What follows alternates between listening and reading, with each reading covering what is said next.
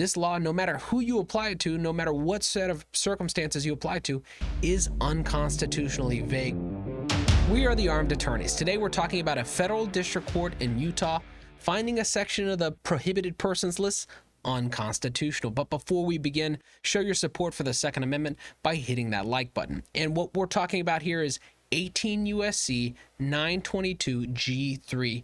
And this is, the prohibition on folks possessing firearms and ammunition if they're unlawful users of or addicted to any controlled substance. Now, we have this case out of Utah. The person who's challenging this section of the law, his last name is Morales-Lopez. What's happening in this case, Edwin?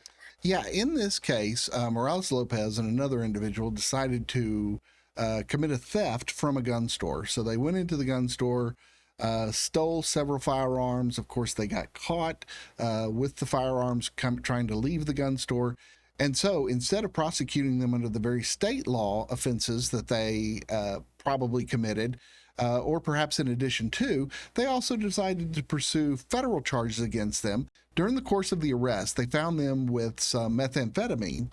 And so they said, aha, you're both in possession of firearms, and we're going to allege that you're an unlawful user of or addicted to a controlled substance, thus making you a prohibited person under federal law. Yeah, and so under 18 U.S.C. 922 G3, we have this prohibition that says, it shall be unlawful for any person who is an unlawful user of or addicted to any controlled substance to ship, transport in interstate or foreign commerce, or possess in or affecting commerce any firearm or ammunition, or to receive any firearm or ammunition which has been shipped or transported in interstate or foreign commerce. Now, this law and what this court was looking at is it was two challenges. One is what we call a as applied challenge. That's saying, hey, this law as applied to me is unconstitutional. The other one that the court allowed and ended up entertaining was a facial constitutional challenge. Now, we don't see a whole heck of a lot of those because what they're saying is this law, no matter who you apply it to, no matter what set of circumstances you apply to, is unconstitutionally vague. And so when we say a law is unconstitutionally vague, I mean, the court allowed this challenge and said, hey, yes, we're going to look and see whether this is unconstitutionally vague. What kind of things are they looking at, Edwin? Well, they're looking to see if the law is so vague that it fails to give people of common intelligence fair notice of what the law demands of them. So in this case, Morales-Lopez said, hey, there's no evidence that I'm an unlawful user. There may be evidence that he was in possession of this methamphetamine, but because the prohibition extends to unlawful users, what exactly is an unlawful user? Is somebody who uses once an unlawful user? Do they have to be addicted? Since it says addicted to, does that imply that there's multiple times that they have to use? And so the law doesn't give anybody notice of what kind of prohibited person does this statute apply to. And so the court looked at it both in terms of, does it apply to the defendant, and does it apply to does it give the public in general fair notice? And they determined that it did not. Yeah, and kind of an important factor that piggybacks on all of this is a separation of powers. We have the Congress that writes the laws, we have the executive that enforces the law, and the courts that make sure that the executive is correctly interpreting the law and applying it. Now, when you have courts being called to fill in the blanks for Congress when they fail to write a law in a clear manner, in a manner that's ambiguous or vague, it kind of creates this issue of, hey, we have the courts legislating or acting in a space where the Congress should have acted.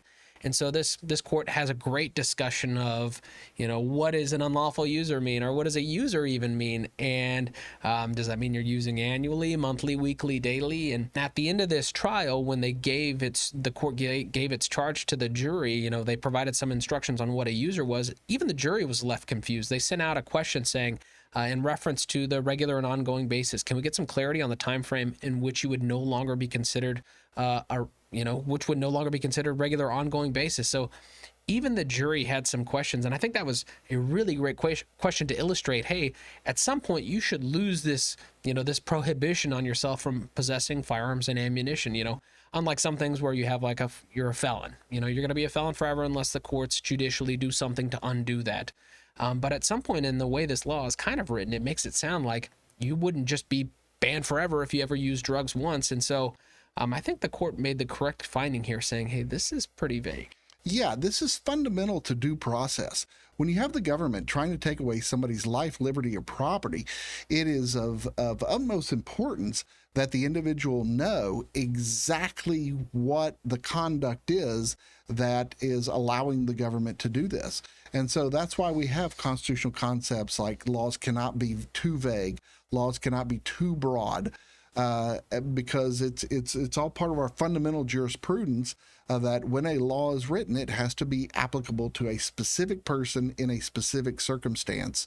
And the court found that this did not apply in this situation. Yeah, and I think this is one of those cases to watch because, this is a federal district court in the state of Utah. This is not binding precedent on any other court.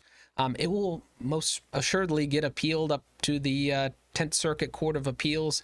And it will be in conflict with, because we see some decisions out of the 9th Circuit, out of the 11th Circuit, and how they're treating this user question.